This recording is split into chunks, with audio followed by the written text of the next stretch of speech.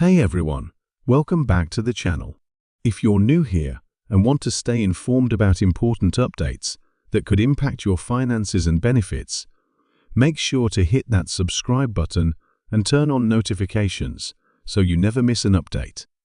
Today, we have some crucial information regarding Personal Independence Payment, PIP, and the major changes coming from the Department for Work and Pensions, DWP. Thousands of PIP claimants need to take action ahead of these updates, and we're going to break it all down for you in detail. If you or someone you know relies on PIP, this is vital information that could affect your payments, eligibility, and future assessments. Let's get into it. Recently, the government has announced significant reforms to disability benefits, and PIP is one of the key areas under review. The DWP is considering changes that could alter how benefits are assessed, who qualifies for them, and how much support people receive. This is part of a broader strategy to cut welfare spending by billions of pounds, which means some people may see reductions in their payments, while others might lose eligibility altogether. If you currently receive PIP or are planning to apply, it's essential to stay updated on these changes so you can prepare accordingly. There's a lot of confusion and uncertainty surrounding this, and that's why we're here to give you clear and actionable information so you can protect your benefits. One of the biggest potential changes involves eligibility criteria. Right now, PIP is awarded based on how a disability or health condition affects a person's daily life and mobility. However, the government is looking into revising these criteria, particularly for individuals with mental health conditions. This has raised concerns among advocacy groups, as many people who struggle with mental health rely on PIP for financial stability. If the new criteria become more restrictive, some claimants may no longer qualify. The government argues that these changes are meant to ensure that resources go to those who need them most, but critics worry that it could leave vulnerable individuals without the support they depend on. If you receive PIP for mental health reasons, it's important to keep an eye on these developments and be prepared to advocate for your needs. Another key change being discussed is the introduction of a single health assessment system. Right now, different benefits have separate assessments, but the DWP wants to streamline the process by implementing a single unified assessment for PIP and other disability-related benefits. This could make the system more efficient, but it also raises questions about whether assessments will become more stringent. Some people fear that a more standardized approach could overlook individual circumstances, making it harder for people to demonstrate their need for support. If you're due for an assessment in the near future, it's important to understand how these changes might affect the process and prepare accordingly. Keeping thorough medical documentation and understanding your rights during assessments will be more crucial than ever. Another major concern is the potential reduction in payments. Reports suggest that some claimants could lose up to £4,900 per year as part of these reforms. This is a significant financial hit, especially for those who rely on PIP as their primary source of support.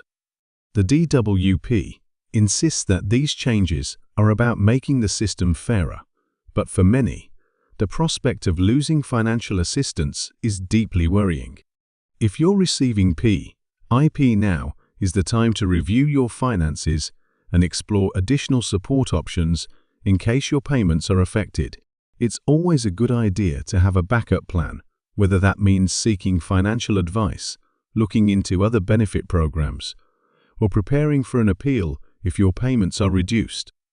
One thing that hasn't changed, however, is the requirement to report any changes in circumstances. If your condition worsens or improves, you must inform the DWP, as this could impact your payments. Failing to report changes could lead to penalties or even the loss of benefits. If you're not sure whether a change in your condition qualifies as something that needs to be reported, it's best to contact the DWP directly or seek advice from a disability support organization. It's always better to be proactive than to risk any issues with your claim. So, what can you do to prepare for these changes? First and foremost, stay informed. Keep checking official DWP updates and trusted news sources for the latest developments. The more you know, the better prepared you'll be. Secondly, make sure all your documentation is up to date. This includes medical records, letters from healthcare providers, and any other evidence that supports your claim. If you need to undergo a reassessment, having thorough documentation can make a huge difference in ensuring you receive the support you need. Finally, consider seeking advice from disability advocacy groups or financial advisors who specialize in benefits. They can provide guidance on how to navigate these changes and what steps to take if your payments are affected. Another important step is to be prepared for the possibility of an appeal.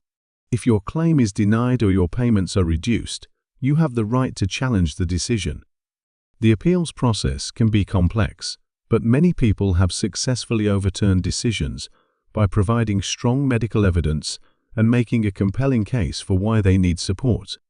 If you ever find yourself in this situation, don't lose hope. There are resources available to help you fight for your benefits. It's also a good time to review your overall financial situation. If you rely on PIP as your primary source of income, consider exploring additional forms of financial support. There may be other benefits or local assistance programs that you qualify for. Checking with local charities, community organizations, and government programs could help you find alternative sources of support if your PIP payments are affected. Financial planning is key during uncertain times, and taking proactive steps now can help you avoid difficulties down the road. At the end of the day, these changes are about restructuring the system, but that doesn't mean you should be left in the dark or unprepared.